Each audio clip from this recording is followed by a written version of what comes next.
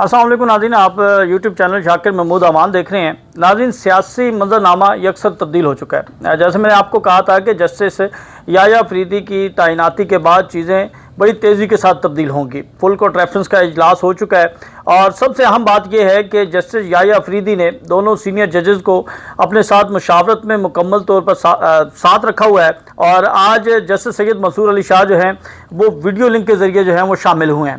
تو اس کے ساتھ ساتھ ایک چیز اہم میں آپ کو اور بھی بتا دوں کہ جو جسٹس سید منصور علی شاہ کا پلان تھا کیس مینجمنٹ کے حوالے سے، جسٹس یحییٰ فریدی اس کو منوان لے کر چلیں گے، یعنی سپریم کورٹ کے اندر جو کیسز کے التوا ہے اس کے لیے جسٹس سید منصور علی شاہ کے پاس ایک پلان تھا کہ کس طرح ان کیسز کو جلد نمٹایا جا سکتا ہے۔ وہ تمام تر جو ان کے پلانز ہیں، جو ان کی منصوبہ بندی ہے، جو اس کیس مینجمنٹ کے حوالے سے ان کی ایکسپرٹیز ہیں، ان سے مکمل استفادہ حاصل کیا جائے گا، اور یہ اب فیصلہ کر لیا گیا ہے۔ اور دوسری بات یہ ہے کہ جس طرح آج فل کورٹ اجلاس ہوا ہے اور اس کے اندر جو فیصلے کیے گئے ہیں وہ قابل تعریف ہے۔ ہم نے آپ کو یہ خبر دی تھی کہ فل کورٹ اجلاس کے اندر پاکستان تحریک انصاف کے جو زیر التوا کیسز ہیں ان کے فیصلوں کے حوالے سے جو ہے وہ گفتگو ہوگی۔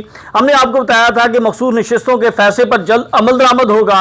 ہم نے آپ کو یہ بھی بتایا تھا کہ ملٹری کورٹس میں جو کیسز زیر التوا ہیں، جن کے اوپر دسمبر سے لے کے آج تک سماعت نہیں ہوئی، اس کے اوپر بھی اہم ڈیولپمنٹس ہوں گی۔ تو خبر یہ ہے کہ ملٹری کورٹس کے اوپر جو ہے وہ آپ کو جلد اہم ڈیولپمنٹس جو ہیں وہ نظر آئیں گی۔ پاکستان تحریک انصاف نے درخواست بھی دائر کر دی ہے، اس کے اوپر سماعت بھی ہوگی، اور جلد جو ملٹری کورٹ کا جو فیصلے کیے گئے ہیں وہ فیصلے سامنے آئیں گے، اور پھر اس کے بعد وہ فیصلے چیلنج کیے جائیں گے، اور کچھ ہی دنوں کے اندر وہ فیصلے جو ہیں وہ معطل بھی ہوں گے۔ یا آپ کو میں خبر دے رہا ہوں کہ ملٹری کورٹس کے حوالے سے آئندہ آنے والے 1-2 ہفتوں میں آپ کو فیصلے جو ملٹری نے کیے ہیں وہ سنائے جائیں گے، اور 1 ماہ کے اندر اندر یہ فیصلے معطل بھی ہو جائیں گے۔ تو یہ بڑی اہم ڈیولپمنٹ ہے۔ اس کے بعد جو دیگر چیزیں ہمارے پاس ہمارے سورسز ہمیں بتا رہے ہیں کہ پاکستان تحریک انصاف نے اب یہ فیصلہ کیا ہے کہ وہ ہر سطح پر جو ہے وہ بھرپور مزاحمت کرے گی، وہ اسمبلی کا مقام ہو، وہ جوڈیشل کمیشن کا قیام ہو۔ اس حوالے سے بھی عمران خان نے یہ ہدایت کر دی ہے کہ پاکستان تحریک انصاف جو جوڈیشل کمیشن کے اراکین ہوں گے اپوزیشن میں سے، وہ اراکین جو ہیں وہ شامل کریں گے۔ تو اب جو اہم چیزیں ہیں وہ یہ ہوں گی، ایک تو لاہور ہائی کورٹ کے ججز کی تعیناتی آنے والے دنوں میں آپ دیکھیں گے، پھر سپریم کورٹ کے اندر بھی کچھ ججز تعینات کیے جائیں گے۔ تو اس حوالے سے پاکستان تحریک انصاف کا کردار بڑی اہمیت کا حامل ہوگا، کیونکہ جسٹس منیب اختر، جسٹس سید منصور علی شاہ، جسٹس یحییٰ فریدی جو ہیں وہ ایک پلیٹ فارم پر ہیں، اور ان کی رائے جو بالکل جو ہے وہی ہے جو جسٹس یحییٰ فریدی کی ہے یا جو جسٹس سید منصور علی شاہ کی ہے۔ تو اس چیزوں کے اندر جو ہے وہ آپ بڑی ڈیولپمنٹس دیکھیں گے۔ اور جو سب سے اہم اور بڑی خبر ہے وہ یہ ہے کہ کل سپریم کورٹ کے وکلاء کا الیکشن ہونے جا رہا ہے، سپریم کورٹ بار کا الیکشن ہونے جا رہا ہے، اور یہ بہت اہمیت کا حامل ہے۔ یعنی سپریم کورٹ بار کا الیکشن ہوگا تو اس کے بعد ایک اور ممبر جو ہے وہ جوڈیشل کمیشن کا حصہ بن جائے گا، تو ایک اسٹرینتھ جو ہے وہ پاکستان تحریک انصاف کی بن جائے گی۔ کہا یہ جا رہا ہے، ہمارے پاس جو خبریں ہیں کہ جو حامد خان گروپ کے منیر کاکڑ صاحب ہیں وہ واضح اکثریت کے ساتھ جو ہے وہ اس مرتبہ جیتیں گے، کیونکہ جو گزشتہ سپریم کورٹ بار کا کردار رہا ہے، وکلاء اس پر بہت زیادہ نالا ہیں، بہت زیادہ غم و غصے کا اظہار کر رہے ہیں۔ اور کل یہ الیکشن ہونے جا رہا ہے، اور اس الیکشن میں آپ دیکھیں گے کہ حامد خان گروپ جو ہے وہ واضح اکثریت کے ساتھ جیتے گا۔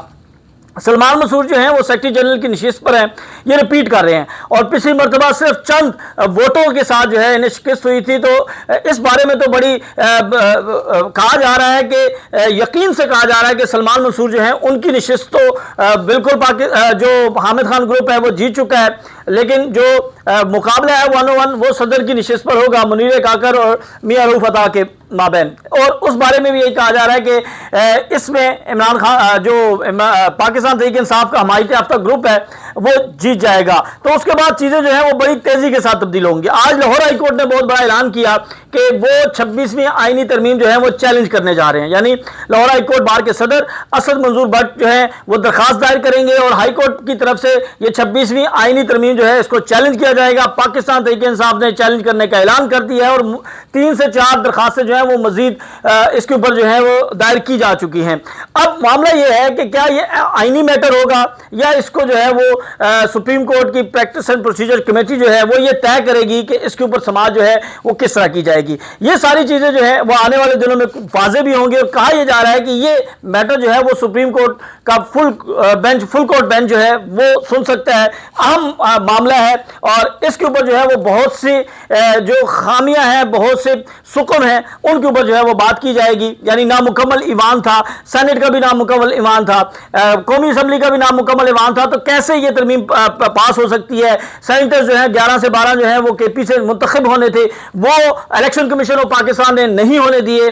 پھر اس کے بعد مخصوص نشستوں کے جو ان کے نوٹیفیکیشن تھے وہ الیکشن کمیشن آف پاکستان نے جاری نہیں کیے. تو یہ ابہام ہے, یہ چیزیں ہیں, یہ سکم ہیں جن کو درست کرنے کی ضرورت ہے.